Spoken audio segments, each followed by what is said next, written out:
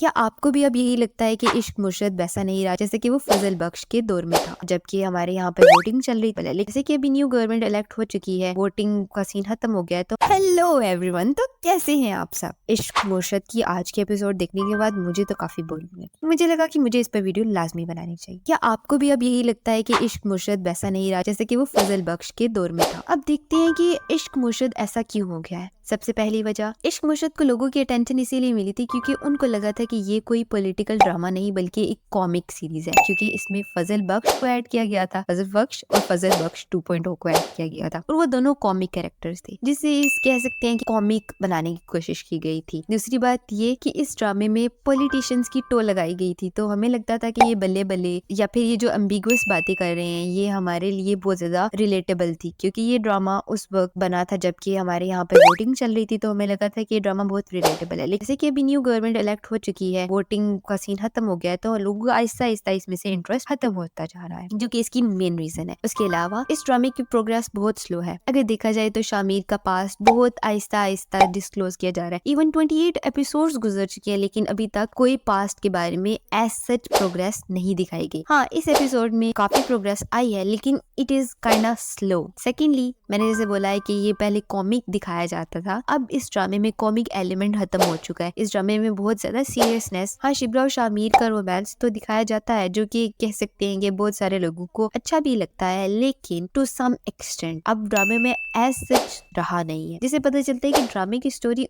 उतनी ज्यादा well knit नहीं है जैसे कि ड्रामा को शुरू में लेके जाया जा रहा था। ड्रामा अब वैसा नहीं रहा, और अगर देखा जाए तो इस ड्रामे का कॉन्फ्लिक्ट भी इतना बड़ा नहीं था। It was not that huge. लोगों को जैसे एक्सपेक्टेशंस थी इस ड्रामे से, वैसा वो कॉन्फ्लिक्ट के बाद हुआ नहीं। लोगों को लगा था कि शामिर सिकंदर की झूठों के बाद उसका आफ्टर इफेक्ट भी उतना ही ज्यादा होगा, लेकिन वैसा हुआ नहीं। तो एक किस्म के ये लोगों की एक्सपेक्टेशंस के अगेंस्ट क्या है। फिर आता है एडिटिंग स्टाइल। अगर देखा जाए तो यहाँ पर एब्रप्ट कट्स हैं। अगर आप देखें तो एक जगह पर एक सीन चल रहा है, हमें लगेगा कि उसका फॉलोइंग सीन आएगा, लेकिन वो बिल्कुल अलग एक नया सीन आ जाता है। फिर प्रोलॉन्ग्ड सीन, इस ड्रामे में बहुत ज्यादा सीन्स को लंबा खींचा जा रहा है, स्लो मोशंस को भी ऐड किया जा रहा है। अगर शिब्रा का शामिर के साथ रोमांस सीन है तो चलो वो बंदे उसको हजम कर लेंगे, लेकिन उसके अलावा अगर कोई सीन है तो फिर वो भी इतना ही स्लोली दिखाया जा रहा है। इसके अलावा अब ड्रामा इसलिए भी बोरिंग है क्योंकि यहाँ पर बहुत ज्यादा लव सीन्स हैं। फजल बख्श और शिब्रा के लव सीन्स दिखाए जाते हैं, जो कि खुद में ही बहुत ज्यादा लंबे हैं, और ये शायद इसीलिए ताकि हम टीवी वाले इस ड्रामे को थोड़ा लंबा खींच सके। ऑब्वियसली ये ड्रामा ज्यादातर इंडियन ऑडियंस देख रही है। जब इंडियन ऑडियंस के हाथ में कोई ड्रामा लग जाए तो फिर वो लोग उसको बहुत व्यूज दे। और एक और बात, इस ड्रामे में बहुत ज्यादा खिंचे। हाँ, मान लेते हैं कि ड्रामा सोशल इश्यूज पर है, पॉलिटिकल इश्यूज पर है, और ये हमारे ही तमाम इश्यूज को हाईलाइट कर रहा है, लेकिन एट द सेम टाइम ये ड्रामा, इसमें बहुत ज्यादा इश्यूज हैं। इस ड्रामे में तकरीबन पाकिस्तान को एक नया पाकिस्तान बनाने की कोशिश की जा रही है, क्योंकि अगर आप देखें तो अभी भी जब शिब्रा की बहन बाहर जाने का कहती है, ये दिखा रहे हैं कि जैसे कि